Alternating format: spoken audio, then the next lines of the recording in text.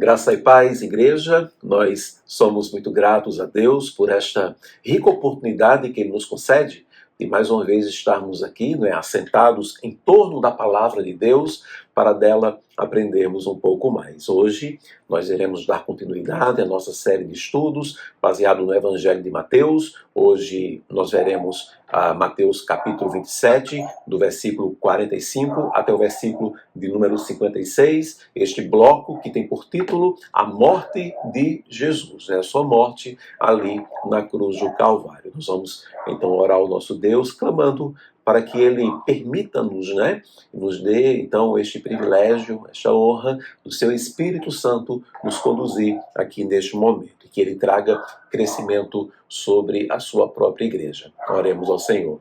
Pai, nós clamamos pelo sangue de Cristo Jesus, no nome dEle, para que neste momento o Senhor se aproprie desta oportunidade para ministrar aos nossos corações. Que diante desta reflexão, desse estudo da Tua palavra, que o Senhor mesmo esteja aqui conosco e o Teu Espírito esteja a nos conduzir. E é no nome de Jesus que nós oramos assim. Amém e amém. Ok, irmãos. Irmãos, para facilitar aqui o nosso entendimento e a reflexão a qual eu quero propor aqui neste dia, eu dividi então esta passagem aqui em alguns tópicos, Para ser mais exato, eu dividi aqui em 4 tópicos para facilitar então a nossa reflexão. O primeiro deles, o versículo 45 e o versículo de número 46, que diz assim: que desde a hora sexta até a hora nona houve trevas sobre toda a terra. Por volta da hora nona, clamou Jesus em alta voz, dizendo: Eli, Eli, lama sabactani. O que quer dizer: Deus meu, por que me desamparaste? Então aqui, irmãos, de maneira muito clara, muito direta, estes 2 versículos, esta primeira divisão, este primeiro tópico, retrata aqui de maneira muito clara uma solidão ali de Jesus na cruz do Calvário, O que para mim, pelo menos eu assim vejo, seria a maior dor que Jesus sentiu ali na cruz do Calvário, essa dor da solidão, de se sentir só, ao ponto de olhar para o próprio céu, e falar com o próprio Pai, questionando, perguntando por que ele havia desamparado o Filho, a Cristo, ali na cruz do Calvário. Uma primeira coisa que nós precisamos entender aqui, queridos, é que há aqui uma referência direta ao Salmo de número 22, o capítulo 22, e o versículo 1, é o Salmo do rei Davi, onde ele diz, Deus meu, por que me desamparastes? Por que se acham longe de minha salvação as palavras de meu bramido? Então, de maneira muito clara e muito direta, o que Cristo estava fazendo ali na cruz? Ele estava recitando este salmo que era por demais conhecido, um salmo ali do rei Davi. Então, como um servo de Deus, assim como nós também o fazemos no nosso dia a dia, em momentos de angústia, em momentos de aperreio, em momentos de tristezas, ele recita a Bíblia, ele recita ali a palavra de Deus, ele recita ali um salmo, é o que ele faz ali em alta voz na cruz do Calvário.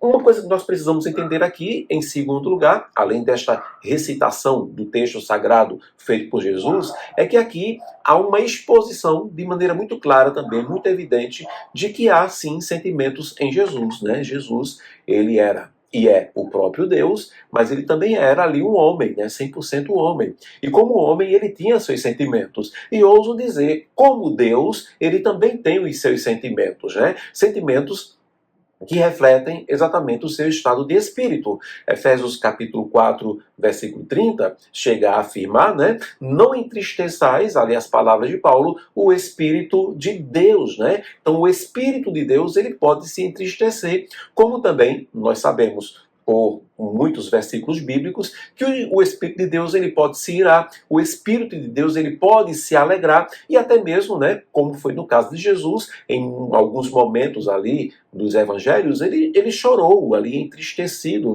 Então houve tristeza em Cristo. Então, a primeira coisa que precisamos entender é que quando Cristo ele faz este questionamento na cruz do Calvário, Deus meu, por que me desamparastes? Ele estava recitando ali um salmo, como de fato um servo de Deus, ele estava recitando a palavra de Deus. E em segundo lugar, há ali uma exposição muito clara, muito direta, que há sim sentimento em Jesus. No Deus que nós servimos, há sentimentos. E a ideia não é que há sentimentos em Deus assim como há em nós. É o contrário. Há sentimentos em nós assim como há em Deus. Nós é quem fomos criados à sua imagem e à sua semelhança. Obviamente que em torno disto tudo também se encontra ali o fato de sobre Jesus está todos os pecados da humanidade, né? Pecados estes que pesaram sobre ele, e isto causava uma separação ali com Deus, né? Porque a coisa que causa separação entre Deus e o homem é o pecado, e todo o pecado da humanidade estava ali sobre Jesus. Mas esta solidão de Jesus, esta situação solitária de Cristo ali na cruz do Calvário, primeiro, né, gerou nele ali este sentimento de grande tristeza, né? Jesus também se entristece, o nosso Deus também se entristece, o Espírito Santo também se entristece, porque há sentimentos, né, ali na Trindade Santa. Mas em segundo lugar, uma referência ali a um salmo muito conhecido, Salmo 22 e o versículo de número 1. O segundo tópico aqui, nessa nossa divisão que fizemos deste texto, é o versículo 47 até o versículo de número 49, o que vai nos mostrar aqui, queridos, a total desatenção ali dos homens, daquela multidão que estava ali aos pés da cruz de Cristo, né, que estavam ali justamente blasfemando contra ele. E a palavra diz que alguns, né, e alguns dos que ali estavam ouvindo isto, né, ali aquela palavra de Cristo, lama sabachthani, que quer dizer Deus, por que me desamparastes? Então, a multidão ouvindo isto, começou a dizer, olha, ele está chamando por Elias, porque ele disse Eli, Eli. Então disseram, olha, ele está clamando pelo profeta Elias, e logo um deles correu a buscar uma esponja e, tendo-a embebido de vinagre e colocado na ponta de um caniço, deu-lhe de beber. Os outros, porém, diziam, deixa, vejamos se Elias vem salvá-lo. Então aqui, isso retrata uma total desatenção dos homens que estavam ali, né, aos pés da cruz, né? Que certamente esses homens, como sendo judeus, eles conheciam o texto referenciado ali por Jesus do Salmo 22, um salmo principalmente do rei Davi, obviamente que eles conheciam, como nós bem sabemos, né, um judeu, desde pequenininho, que ele já estuda a Torá, ele decora, inclusive, ali os textos sagrados, né? Isso é algo muito essencial, primordial ali, da criação, né, do menino ou da menina judia, né, ali, né, dos judeus. Então, eles conheciam certamente esta passagem bíblica. Mas o que demonstra isto? Enquanto Cristo declama a passagem bíblica e eles entendem outra coisa, demonstra aqui uma falta de vontade ou mesmo de desatenção ali à situação de Jesus, né? A ponto de não escutarem certo aquilo que Jesus estava falando. Escutando, eles estavam, né? Escutaram ali a Jesus, mas eles não escutaram correto. Isso aqui, para mim, aponta uma desatenção muito grande. E olha que o texto deixa bem claro que não foi um sussurro de Jesus. Ele não sussurrou ali em voz baixa, né? Ele não declarou, né? Eli, Eli, lama sabachthani, como quem fala para si mesmo, né? Como quem fala para os seus próprios botões. Não. O texto diz no versículo 46 que em alta voz, Jesus ele falou. Jesus falou em alta voz. Ainda no versículo de número 50, diz que Jesus, clamando outra vez com grande voz, né? Então ele clamou outra vez, ele declarou outra vez, até que então ele entregou o seu espírito ao Pai, né? Ele fala em alta voz, ele grita em alta voz, Eli, Eli, lama sabachthani, mas havia ali uma desatenção total daquela multidão que o ouviu, mas que não o compreendeu.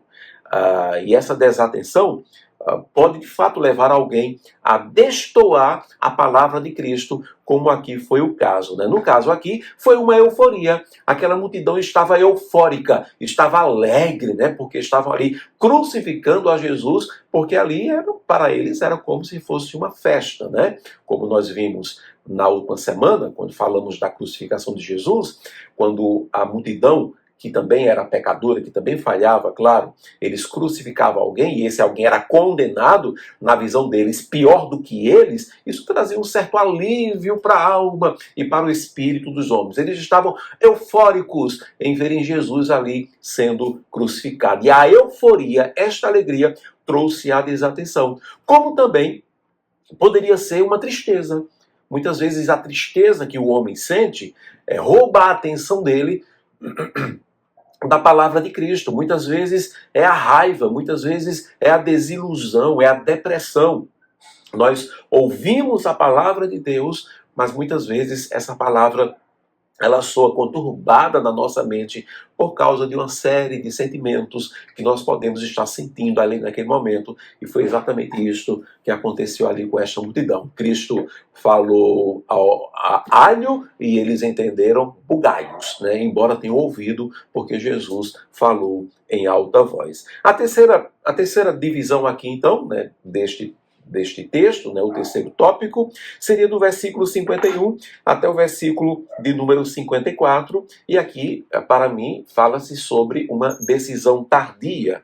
O versículo 51 diz que, eis que o véu do santuário, né, o véu do templo, que fazia justamente a separação entre o santo dos santos, né, e a nave ali do santuário, eis que o véu do santuário se rasgou em duas partes, de alto a baixo, tremeu a terra, fenderam-se as rochas, abriram-se os sepulcros e muitos corpos de santos que dormiam ressuscitaram. Olha que coisa grandiosa aqui, miraculosa, que aconteceu quando Jesus então morreu na cruz do Calvário, quando ele então ali entregou o seu espírito ao Pai. O véu do templo se rasgou do alto a baixo, algo ali à vista de todos que ali se encontravam, e também o texto sagrado diz que os mortos, né, os santos que haviam morrido, começaram a ressuscitar ali nos cemitérios ali daquela cidade, né? Começaram a se levantar e entraram na cidade santa à vista de todos. Aí o versículo 54 diz que o centurião, que era justamente aquele responsável pelos soldados que agonizaram a Jesus, né, que mataram a Jesus Cristo, né, que fizeram muita maldade contra ele, o centurião, e os que com ele guardavam a Jesus, vendo o terremoto e tudo o que se passava, viram o terremoto e tudo o que se passava, então justamente os mortos ressuscitando, tudo o que estava ocorrendo ali, ficaram possuídos de grande temor e disseram, verdadeiramente, este era, eles colocaram, né? Era o Filho de Deus, porque de fato ele ali estava morto, né? Então, aqui uma decisão tardia. Por quê? Não é certo, irmãos, que um dia todos concluirão o que de fato é. Há muitos hoje que ainda não creem, há muitos que são até ateus, há muitos que blasfemam, que zombam, né? Quando ouvem falar sobre a volta de Jesus, por exemplo, zombam muito, dizendo que sempre os crentes disseram isso e jamais se cumpriu, e etc, e etc, e etc. Alguns chegam a dizer, se ele voltar, ele me coloca onde ele quiser. Alguns chegam até a dizer, vai ser melhor ir até para o inferno, né? O inferno será um lugar melhor do que o céu vai ser chato. Assim, absurdos tremendos, né? Mas é certo que um dia todos concluirão que de fato é. Porque a Bíblia diz que todo olho verá, e a Bíblia diz que todo joelho se dobrará diante de Jesus, né? Mas o ditado, né, um ditado que é muito conhecido no mundo, antes tarde do que nunca, não será válido para sempre não, né? Então, aqui foi totalmente tardio, porque o centurião, os soldados que com ele estavam, depois que Jesus morreu, depois que haviam blasfemado, depois que haviam torturado a Cristo, vendo os sinais, vendo os relâmpagos, ouvindo os trovões, vendo os mortos entrando na cidade, eles concluíram, olha, de fato ele era o Filho de Deus. Então, foi uma decisão tardia, né? Foi uma conclusão ali totalmente tardia para a vida daqueles homens. Então este antes tarde do que nunca, ele não é algo que valerá então para todo sempre. Vale a pena nós atentarmos para Eclesiastes capítulo 9, versículo 10, que fala sobre se fazer as coisas no tempo hábil.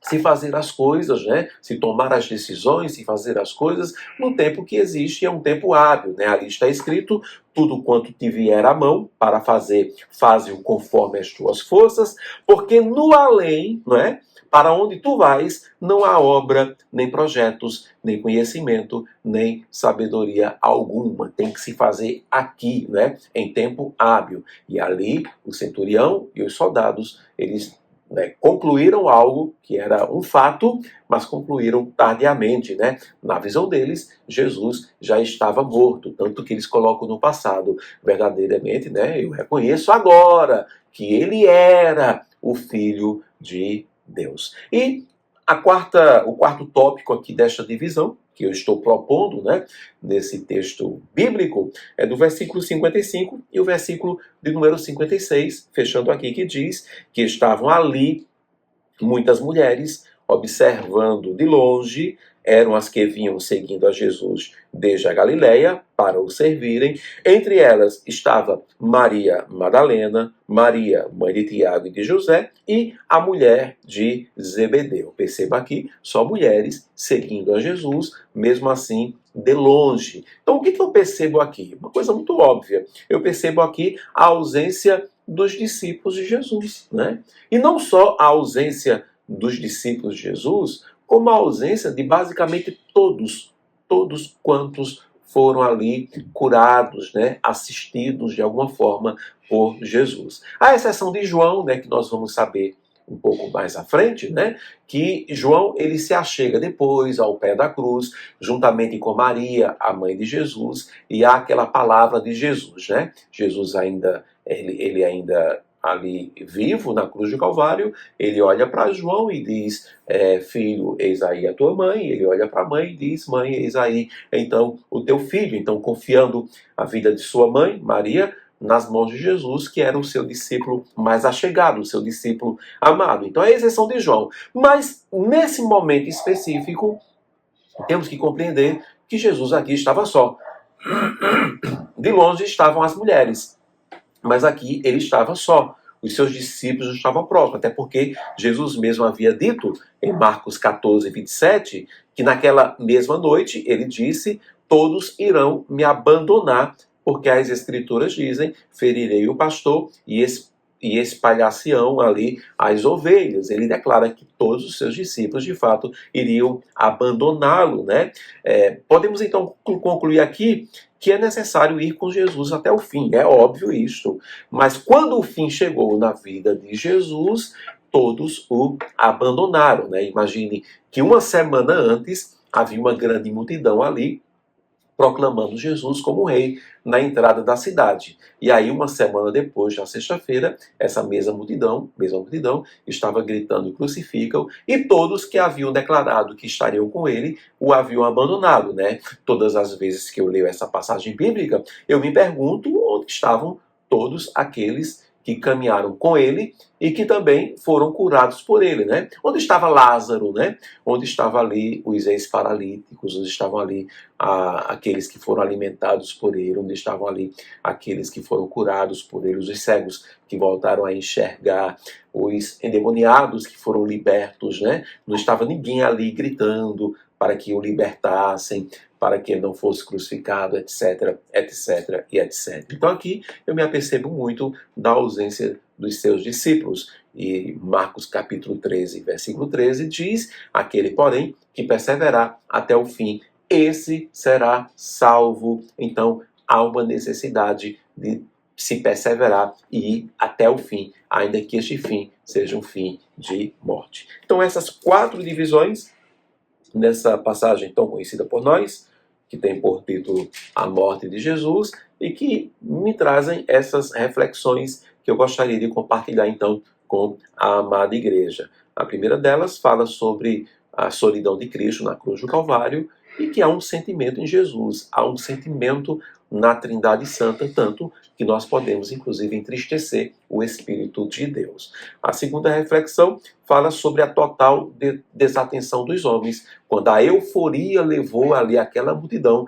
a ouvir Jesus e a entender outra coisa, né? E por vezes nós podemos ler a palavra e compreendermos outras coisas, porque a alegria, a euforia, a tristeza, a desilusão, a raiva podem nublar a nossa visão, podem tapar os nossos ouvidos e fazer com que nós ouçamos, mas com desatenção, a palavra de Cristo. A terceira reflexão fala sobre uma decisão tardia e nós temos que ter cuidado com isso, né? Não deixarmos para amanhã o que precisamos e podemos decidir hoje, fazermos hoje. E por último, a última reflexão fala sobre a ausência dos discípulos de Jesus. Não só a ausência dos discípulos, mas por todos aqueles que foram curados por ele, foram assistidos por ele, né? E aí, ali no momento da sua maior dor, no fim da vida de Cristo, na cruz do Calvário, todos o abandonaram. As mulheres estavam de longe, né, ali observando a sua morte na cruz do Calvário. E é necessário ir com ele até o fim. Está escrito, volto a repetir, aquele, porém, que perseverar até o fim, esse é que será salvo. Então que Deus nos abençoe, irmãos, e que estas reflexões, aqui baseado em Mateus capítulo 27, 45 a 56, possam nos levar também a pensarmos um pouco mais sobre essas coisas, a tirarmos lições para as nossas vidas, e eu, inclusive, estimulo você a ler o texto sagrado sempre pensando em reflexões. O que esta passagem quer dizer ao meu coração? O que esta atitude fala a mim? O que este texto sagrado de fato reflete sobre a minha própria existência, sobre a minha própria vida. Foi isso que eu fiz hoje, aqui neste momento, baseado nessa passagem, e espero em Deus que tenha trazido edificação sobre a sua vida e que tenha estimulado a buscar mais entendimento da palavra de Deus. Amém? Que Ele então nos abençoe. Oremos a Ele. Pai, nós queremos te agradecer, louvar o teu santo nome por esta passagem bíblica que retrata um momento tão fundamental para o cristianismo, que é a morte do teu Filho Jesus Cristo na cruz do Calvário. Podemos concluir de maneira muito clara que, de fato, não foi fácil, foi difícil, com certeza nenhum outro homem sofreu como ele sofreu ali na cruz do Calvário, mas Deus, que coisa maravilhosa, podemos tirar reflexões desse texto sagrado. Neste momento eu tirei 4 reflexões, amanhã eu posso encontrar outras reflexões nessa mesma passagem, porque a tua palavra ela vai se revigorando, ela vai se transformando. Assim também pode ser na vida de todos estes que acompanharam até aqui, Deus, podem ler o texto sagrado e, ouvindo essas reflexões que eu propus, podem pensar em outras, porque a tua palavra ela se renova. Que seja assim sempre na nossa vida e que seja ela a nos alimentar.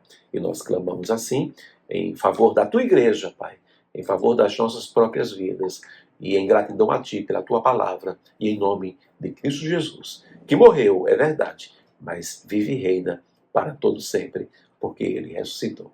A ele a glória e a honra para todos sempre. Amém. Amém, igreja? Que Deus então nos abençoe. Paz.